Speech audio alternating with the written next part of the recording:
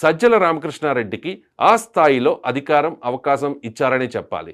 ఎందుకంటే జగన్ ముఖ్యమంత్రిగా పార్టీ అధినేతగా ఉన్నప్పుడు ఎటువంటి రాజకీయ పదవి లేని వ్యక్తి పార్టీ నాయకుల్ని శాసిస్తున్నాడు అంటే జగన్ అనుమతి లేకుండా మాత్రం ఇది జరగదు కదా. అయితే జగన్ పరిపాలన వ్యవహారాల్లో ఉన్నప్పుడు రాజకీయ వ్యవహారాల బాధ్యతలు పార్టీలో వైవి సుబ్బారెడ్డి, విజయసాయిరెడ్డి, సజ్జల రామకృష్ణారెడ్డి లాంటి వారికి అప్పగించారు.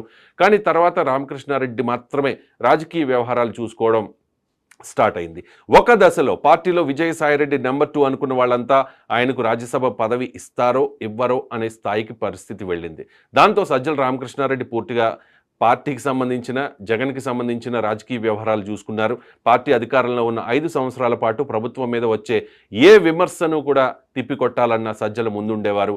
క్యాబినెట్లో తీసుకున్న నిర్ణయాలు సైతం మీడియా ముందుకు వచ్చి ఎస్ఆర్కే వివరించేవారు. ప్రభుత్వంలో ఆయన జోక్యాన్ని చూసి సజ్జల రామకృష్ణారెడ్డిని సకల శాఖ మంత్రి అనే బిరుదు ప్రతిపక్ష పార్టీలు ఇచ్చాయి అంటే ఆయన గత ప్రభుత్వంలో ఎంతలా జోక్యం చేసుకున్నారో అర్థం చేసుకోవచ్చు.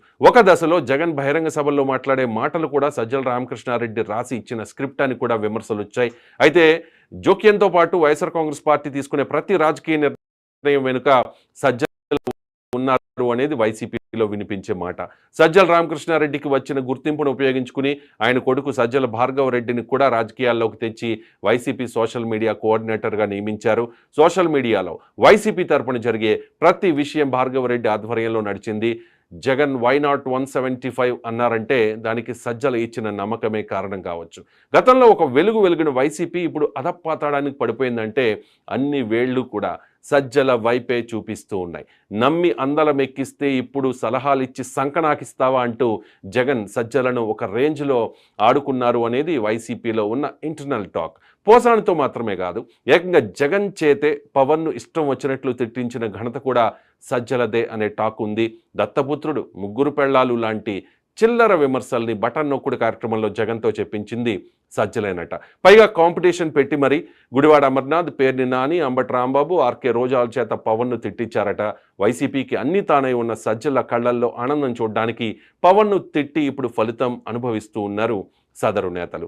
వైసీపీ అధపాతాళానికి పడిపోయిందంటే దానికి పవన్పై జరిగిన మానసిక అత్యాచారమే ప్రధాన కారణం.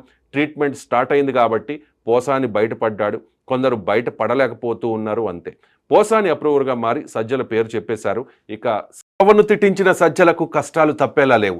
సజ్జలతో పాటు ఆయన కొడుకు భార్గవరెడ్డి ప్రమేయంపై కూడా పొలిటికల్గా పెద్ద చర్చ నడుస్తోంది. 2024 ఎన్నికల్లో జగన్మోహన్ రెడ్డికి లభించిన ఘోర పరాభవానికి సంబంధించి కారణాలు చాలా ఉండొచ్చు. కానీ పార్టీలో చాలామంది నాయకులు ఓడిపోయిన తర్వాత మీడియా ముందుకు వచ్చి బహిరంగంగా బాధ వ్యక్తం చేస్తున్న సందర్భంలో ఎక్కువ మంది నాయకులు వెల్లడించిన అభిప్రాయం ఏంటంటే జగన్ రెడ్డి గుడ్డిగా కొందరు సలహాదారుల్ని నమ్మి వారికి పూర్తి స్వేచ్ఛ ఇచ్చి వారి సలహాల్ని నమ్మి మోసపోయారు అని. అయితే వైసీపీలో ఎక్కువగా పార్టీకి సంబంధించిన రాజకీయ వ్యవహారాలు చూసుకున్న సజ్జల రామకృష్ణారెడ్డి రాజకీయంగా ఎటువంటి పదవి లేకపోయినా జగన్ తర్వాత సర్వం ఎస్ఆర్కే అనేంతలా పార్టీ వ్యవహారాల్ని చూసుకున్నారు.